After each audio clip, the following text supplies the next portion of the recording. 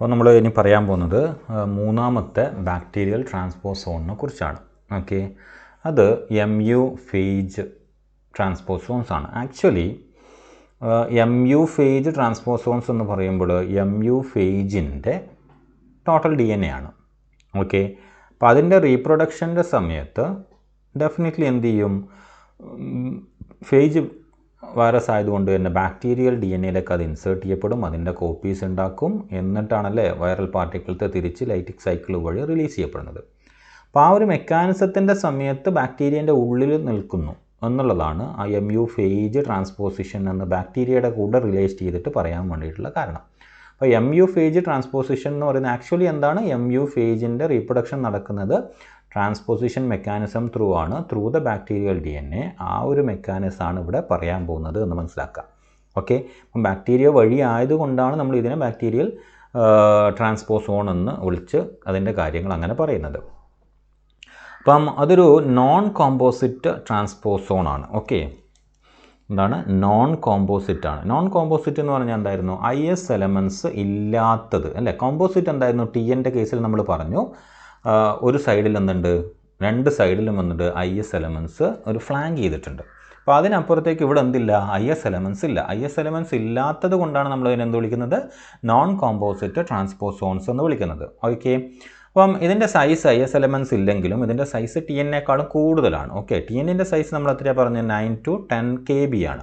ഇവരുടെ കേസിൽ 35 to 40 KB റേഞ്ചിലാണ് ഇതിൻ്റെ സൈസ് വരുന്നത്. എന്ന് വെച്ച് കഴിഞ്ഞാൽ 35,000 ബേസ് പെയേഴ്സ് ലോങ് ആയിട്ടുള്ള DNA ട്രാൻസ്പോസോൺസ് ആണ് MU phageൻ്റെത്. ആൻഡ് നോർമലി അതിലെന്തുണ്ട്, 35 ജീന് പ്രസൻ്റ് ആണ്. ഓക്കെ, 35 ജീന് പ്രസൻ്റ് ആണ്. 35 ജീന് പ്രസൻ്റ് ആണ് എന്ന് പറയുമ്പോഴും അത് ആക്ച്വലി എന്താണ്, വൈറൽ പാർട്ടിക്കിൾസ് ജനറേറ്റ് ചെയ്യാനുള്ള ഏർലി ലേറ്റ് ജീൻസ് ആണ്. ഓക്കെ, അതിന് പുറമെ ട്രാൻസ്പോസിഷൻ എന്ന് പറയുന്ന ഒരു മെക്കാനിസത്തിന് വേണ്ടിയിട്ട് അലോട്ടഡ് ആയിട്ടുള്ള രണ്ട് ജീന് മാത്രമേ ഉള്ളൂ, A gene and B gene. Okay, A gene and B gene.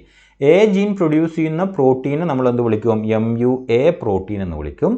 B gene produce ചെയ്യുന്നതിനെ നമ്മൾ എന്ത് വിളിക്കും, MUB പ്രോട്ടീൻസ് എന്ന് വിളിക്കും. അപ്പം ഈ MUA ആൻഡ് MUB പ്രോട്ടീൻസ് ആണ് MU phage ട്രാൻസ്പോസിഷനിൽ ഇൻവോൾവ് ആയിരിക്കുന്ന മെയിൻ പ്രോട്ടീൻസ് എന്ന് പറയുന്നത്.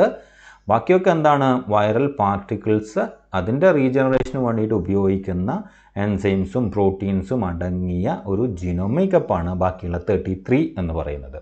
ഓക്കെ അല്ലേ. അപ്പോൾ ഇതിൻ്റെ ട്രാൻസ്പോസിഷൻ മെക്കാനിസം എന്ന് പറയുന്നത് റെപ്ലിക്കേറ്റീവ് ട്രാൻസ്പോസിഷൻ ആണ്. നിങ്ങൾക്ക് ഓർമ്മയുണ്ടാകുമെന്ന് വിചാരിക്കുന്നു, റെപ്ലിക്കേറ്റീവ് ട്രാൻസ്പോസിഷൻ അല്ലേ, DNA ട്രാൻസ്പോസോൺസിൻ്റെ റെപ്ലിക്കേറ്റീവ് DNA ട്രാൻസ്പോസിഷൻ എന്ന് പറയുന്ന ഒരു മെക്കാനിസം ഞാൻ ഇതിന് മുമ്പത്തെ വീഡിയോയിൽ പറഞ്ഞിട്ടുണ്ട്.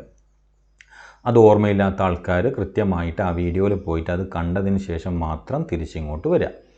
ഇനി ഇതിൻ്റെ വേറൊരു കാര്യം, ഞാൻ കഴിഞ്ഞ ഒരു വീഡിയോയിൽ ഞാൻ മെൻഷൻ ചെയ്തിട്ടുണ്ടായിരുന്നു, CSERന് വന്ന ഒരു ക്വസ്റ്റ്യനെ കുറിച്ച്, which of the following transposon doesn't have inverted sequences എന്നുള്ളത്. അതിനൊരു എക്സാമ്പിളാണ് ഈ MU എന്ന് പറയുന്നത്. അപ്പോൾ MU does not possess terminal inverted repeats. പക്ഷേ എന്തുണ്ട്, അതിന് ടാർഗറ്റ്സ് ഡ്യൂപ്ലിക്കേഷൻ എന്ന് പറയുന്ന ഒരു പ്രോസസ്സ് അവിടെ നടന്നിട്ടുണ്ടാകും. അതാണ് അതിൻ്റെ ടെർമിനൽ സീക്വൻസ് എന്ന് പറയുന്നത്. അപ്പോൾ ഡയറക്റ്റ് റിപ്പീറ്റ്സ് ആണ് അവിടെ, ഫ്ലാങ്ക്ഡ് ബൈ ഡയറക്റ്റ് റിപ്പീറ്റ്സ് ആണ് അവിടുത്തെ ഒരു പ്രത്യേകത എന്ന് പറയുന്നത്.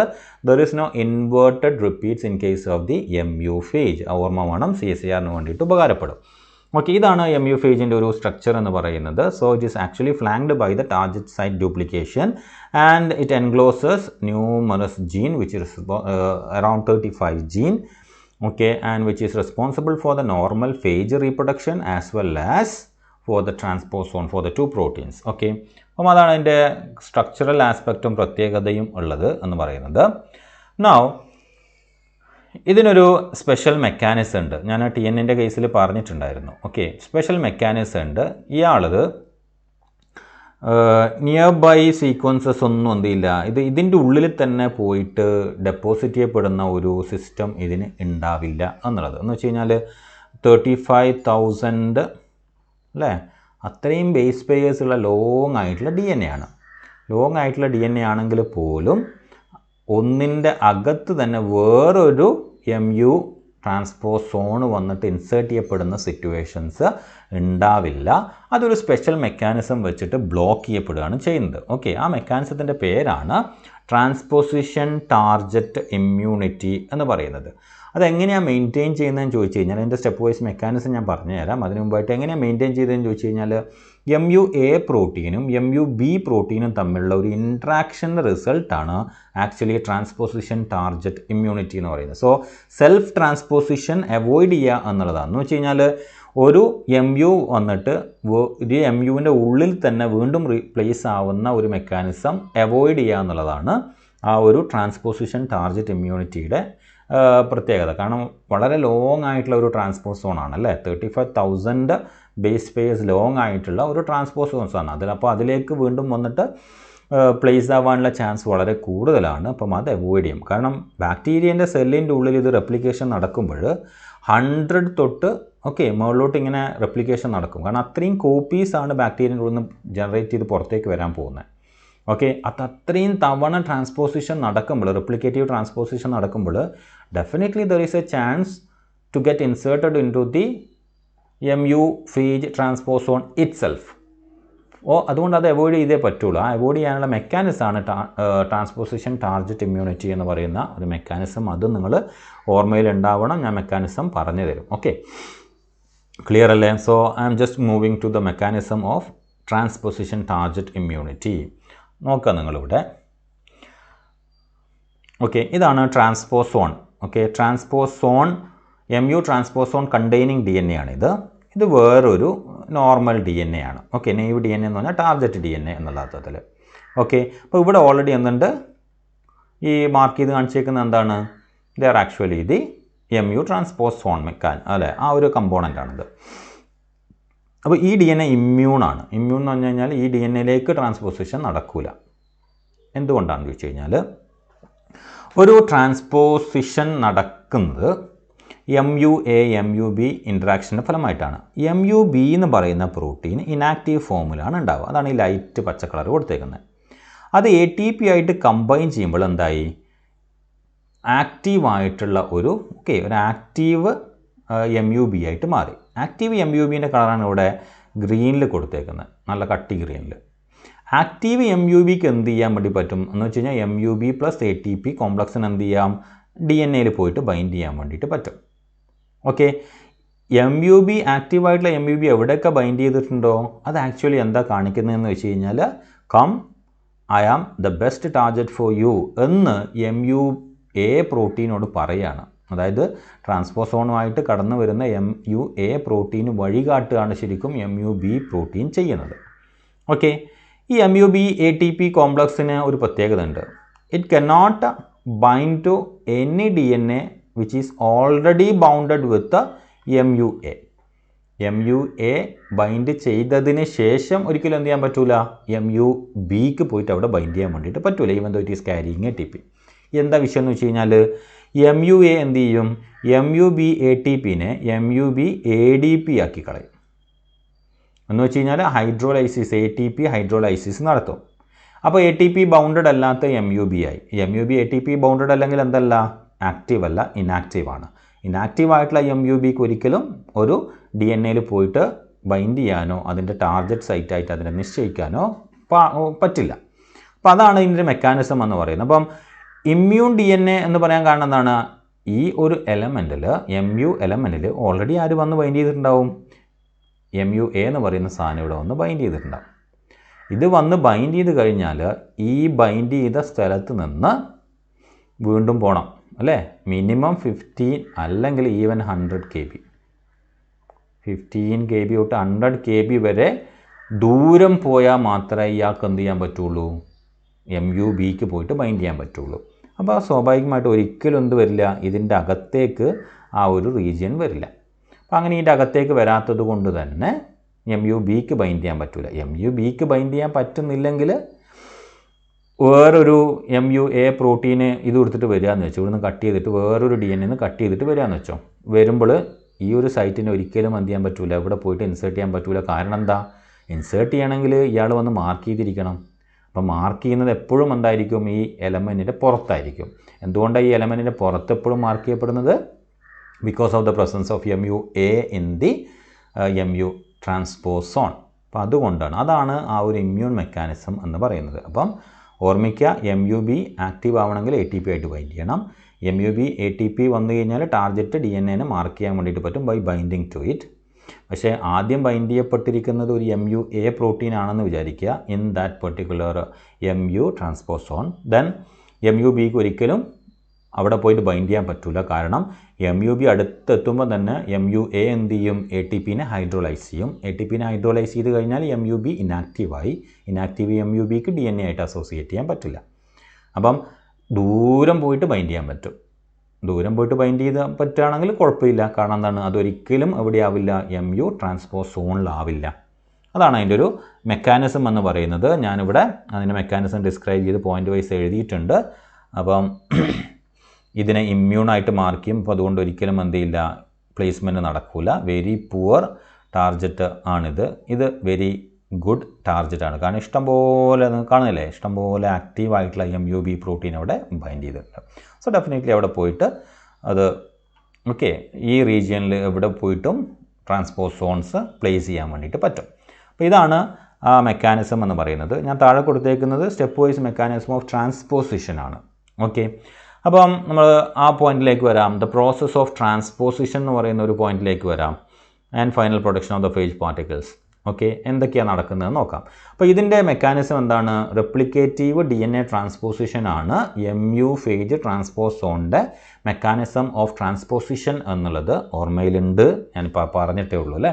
അപ്പം ജസ്റ്റ് ഒന്ന് റീകോൾ ചെയ്യാം. ഞാൻ പറഞ്ഞിട്ടുണ്ട്, ആ ഒരു മെക്കാനിസം ഓർമ്മയില്ലാത്തവർ ആ വീഡിയോ പോയി കണ്ട മെക്കാനിസം പഠിച്ചിട്ടേ ഇങ്ങോട്ട് വരാവുള്ളൂ, അല്ലെങ്കിൽ കൺഫ്യൂഷൻ ആവും. അപ്പോൾ ഞാൻ ജസ്റ്റ് ഒരു കാര്യത്തിലേക്ക് തിരിച്ച് ആ പേജിലേക്ക് പോകാം. നമുക്ക് നോക്കിയാൽ നിങ്ങൾ എങ്ങനെയാണ് റെപ്ലിക്കേറ്റീവ് DNA ട്രാൻസ്പോസിഷൻ നടക്കുന്നത് നോക്കിയേ. ഡോണർ DNAയിൽ നിന്ന് ഒരിക്കലും ഇത് കട്ടാവില്ല അല്ലേ, ഇത് കട്ടാവില്ല. മറിച്ച് donor DNA will be carrying that particular transposon towards the target DNA as സച്ചാണ് പോകുന്നത്. And there will be a cointegrate എന്ന് വെച്ച് കഴിഞ്ഞാൽ സോഴ്സ് DNAയും ടാർജറ്റ് DNAയും തമ്മിലൊരു കോ ഇൻ്റഗ്രേറ്റ് അവിടെ ഉണ്ടാവും. ഈ കോ ഇൻ്റഗ്രേറ്റ് എന്ത് ചെയ്യും, റിസോൾവ് ചെയ്ത് ഒരു ഫുൾ DNA ആയിട്ട് മാറും. പിന്നീടാണ് ഇത് കട്ട് ചെയ്യപ്പെടുന്നതും സെപ്പറേറ്റ് ചെയ്യപ്പെടുന്നതും. അപ്പോൾ അതേ മെക്കാനിസമാണ് അവിടെയും നടക്കാൻ വേണ്ടിയിട്ട് പോകുന്നത്. സോ ഇങ്ങനൊരു മെക്കാനിസം ഞാനിവിടെ ABCD ഒക്കെ മാർക്ക് ചെയ്തിട്ട് ഏതൊക്കെ തമ്മിൽ യോജിക്കുമെന്നും എവിടെയൊക്കെ കട്ട് ചെയ്യുമെന്നും കൃത്യമായിട്ട് ആ വീഡിയോയിൽ പറഞ്ഞിട്ടുണ്ട്. ആ പറഞ്ഞ വീഡിയോ ഒന്നുകൂടെ പോയി കാണണം, ഓർമ്മയില്ലാത്തവർ.